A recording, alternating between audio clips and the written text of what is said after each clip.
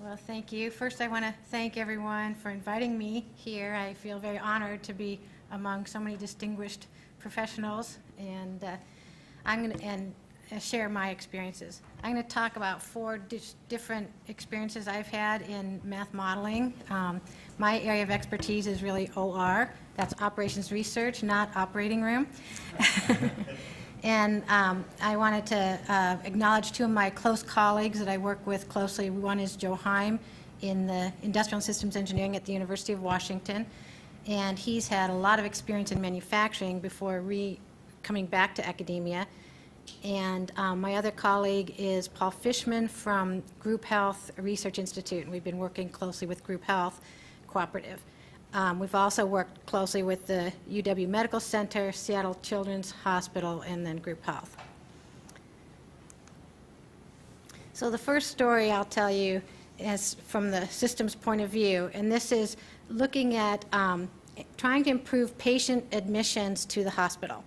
So there was a lot of concerned patients were trying to get admitted to the hospital. They had to do all the paperwork. They had to take a long time. They're, waiting, trying to get admitted. So there was a big effort to improve the patient admissions process, to streamline the paperwork and get patients admitted very quickly. And that really helped. Patients got admitted very quickly. Then what happened is they were put into hospital beds, but the hospital beds, there were more patients being admitted than hospital beds were available. So the overflow went to the emergency department. So all of a sudden, there's patients in the emergency department beds, and so the consequences, the ambulance arrives and the beds are full and they get rerouted to another facility, another hospital. So that's the whole systems point of view. You have a big balloon, you squeeze one place and it pops out another place. Okay, so then we say, well, where's the bottleneck? What's the underlying cause? Well, it turned out that the housekeepers had decided that for their teamwork, it was better for them to all take lunch at the same time. So consequently, the beds were available, but they hadn't been made up yet. So the patients had been discharged. There are all these empty beds, and patients were being admitted, but they didn't have a place to put them. So the solution: stagger the lunch break for the housekeeping staff, and more appropriately get the beds turned around in an appropriate fashion. So that's just one example of this, taking the systems point of view to try to identify where the process is being messed up. Okay, so this is kind of reiterating the whole focus of this workshop, but I really do believe that the systems level approach is really critical, to really look at the big picture. And we've heard this from other people, that you make one change to the system and that could have unintended consequences elsewhere in the system. And so how can you try to anticipate that? How do you react to that once you identify it? Once you see that, then how do you drill down and try to identify a place to fix it? So in optimization, we need to really have the model capture the big picture, not just like a small piece, like housekeeping is, optimizing their lunches. Okay, here's a second example. This is with lab medicine, and there's a certain lab test with that was infrequent. So lab medicine said, well, these don't happen very often, so we're going to schedule twice a week, let's say Tuesday and Friday, to do these infrequent lab tests. And the specimens were picked up from different places in the Seattle area and delivered to UW Lab Medicine to do these tests. Well, what happened is there's a patient who needs that lab test before they can be discharged from the hospital, but their specimen missed the batch processing. So they ended up spending the weekend in the hospital until that lab test was again ready to be done. And I was talking to a colleague, and they were saying, well, a taxi is a lot cheaper than a hospital stay. So the consequences, or the solution, is to better coordinate the tests and the hospital stays, or the consequences. And I think really it's just a matter of information exchange at this point, because the people in the labs, if they knew that that was a consequence, they could have done that test, that infrequent test. There was nothing that kept them from doing it. It's just really a matter of getting that information exchange and communication. Okay, the third example is from Seattle Children's, and we were looking at the allocation of pediatric ambulatory care clinic rooms. And so I just wanted to make a point. We've been talking about scheduling a lot, but I think sometimes the terminology between scheduling and resource allocation is not clear. Because I think especially in healthcare, there's a lot of interaction between the resource allocation and the schedule. So this example that we worked on, there's a floor in the Seattle Children's, and they all have the same kind of clinic room. So we didn't look at the clinic rooms that have special equipment, just the normal, generic, I guess, clinic rooms. And the physicians or the providers fill out a template. And so this example says I have a returning visit at 8, I wanted to see a new patient at 9, and a returning visit at 10, and a new patient at 11.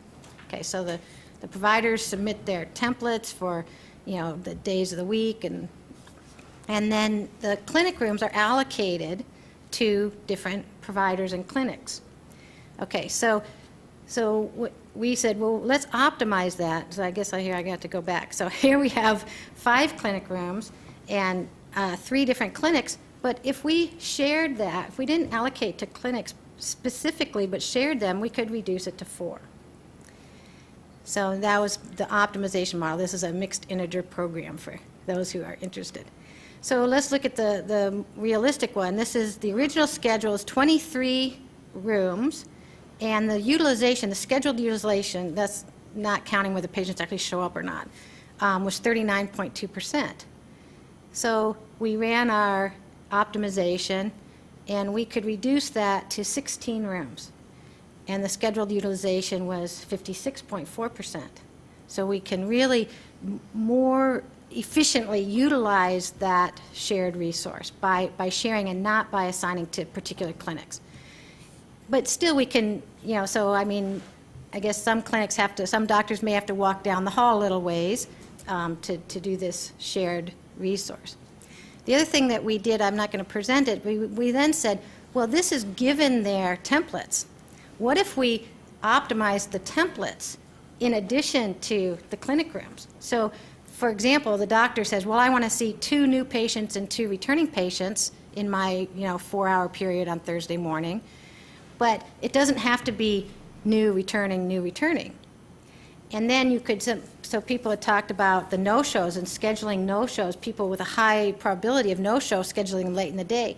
But I'll say we could even go further and say, what about our new patient visits have higher variability in length of appointment, or our maybe returning patients? I don't know, but we could look at that. We could actually do the statistics and figure out what the variability is for different types of patients, different characteristics, and we could schedule accordingly. And then we could actually optimize the template as well as the schedule.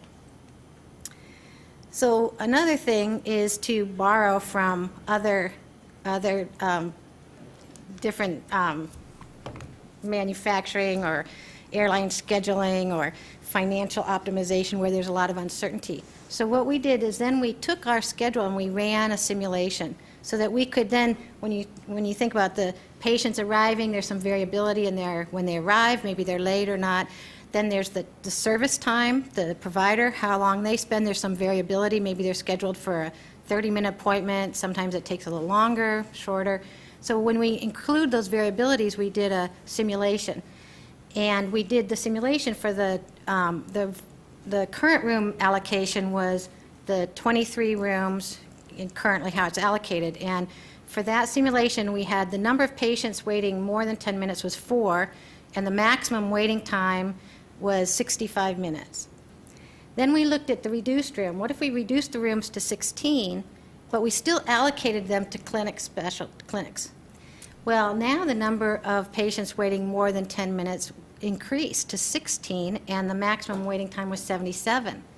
And so why is that?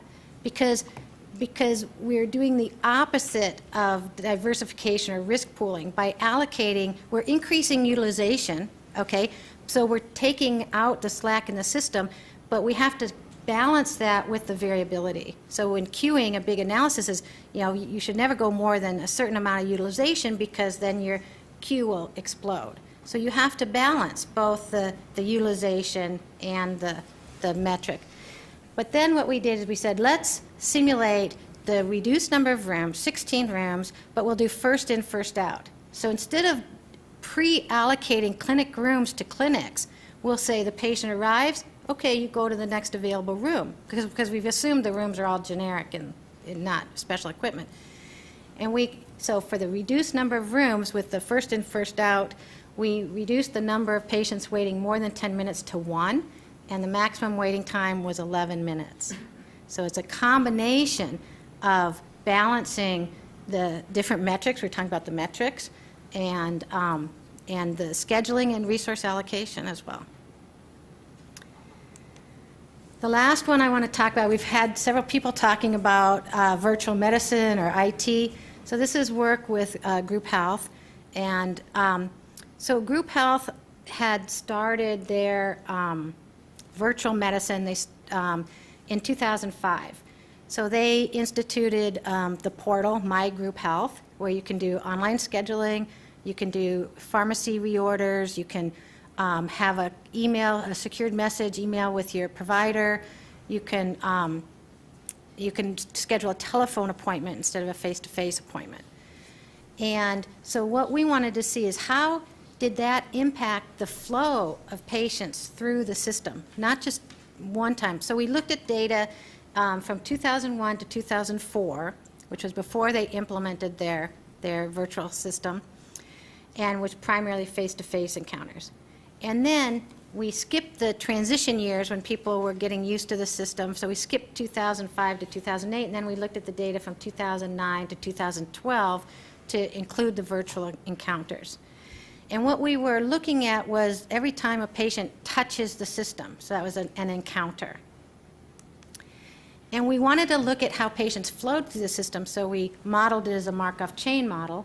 So I guess you don't need to know the details of that, but the idea is we looked at where the patients touched the system. Was it primary care, specialty care, virtual care, lab and radiology we lumped together, institutional others, pharmacy, hospital, ER, and urgent care. And then we estimated the transition probabilities. What's the probability that a person touches primary care and then they touch specialty care next, or they touched virtual care next? So I have some of the arrows on the diagram, but in fact we had all 8x8 arrows. So I'm just going to give you sort of the high-level summary of this results, but then we took the transition probabilities and we scaled them by the number of encounters, because in fact between those two time periods Group Health basically almost doubled their membership. So we scaled them. So what this is showing is encounter frequencies before and after virtual care in the long run on the average. So on the before care, before virtual care, 2001 to 2004, the bottom is primary care, then we have a small specialty care, very tiny virtual care. They did have some telephone appointments. And the frequency of face-to-face visits was 0.580. That's how many encounters per member per month. I guess I didn't say that. So this was scaled per member per month. And the total number of encounters was 2.13 per member per month. So the total number of encounters decreased to 2.04, which is consistent with some of the literature that they are predicting that the encounters will decrease. And the face-to-face encounters decreased from 0.580 to 0.516. And you can see that virtual care really increased quite a bit. And I'm not showing all the details, but in fact we looked at it by different age groupings and different chronic care conditions, and pretty much across the board everyone was using virtual care. And I'll just say my father is a member of Group Health, and he just turned 90, and I love his My Group Health because I can get on there, I can look at his after visit summaries, I can email his doctor, clarify any questions. I don't have to go to his appointments with him. So even though the older age group, maybe they're not actually using it, but maybe their family members or somebody's using it. Another thing you might notice about this graph is the big increase in specialty care. So, of course, group health is very concerned about that. But let me talk about a little bit of what we think may be going on, and this may be the balloon effect, right? One thing is their primary care physicians were given time in their day to address the email. So they were given, I don't know, an hour a day to address the email, and they had adjusted their panel size and everything to accommodate that. So they had incentives to use the virtual care. The specialists were not given that. The specialists were basically still, even though it's still integrated, they still were following a fee-for-service model. So when we looked at the transitions, one of the transitions from specialty care back to specialty care, so increased dramatically from the before and after.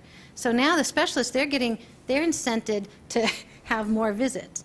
And actually, I read the paper that was online from Gary Kaplan, and I think Pascal and Peter, some others, and they talked about the incentives and the back pain and the use of MRI versus physical therapy, and how the financial model has to follow that, because if you have an MRI, you have to pay for that, right?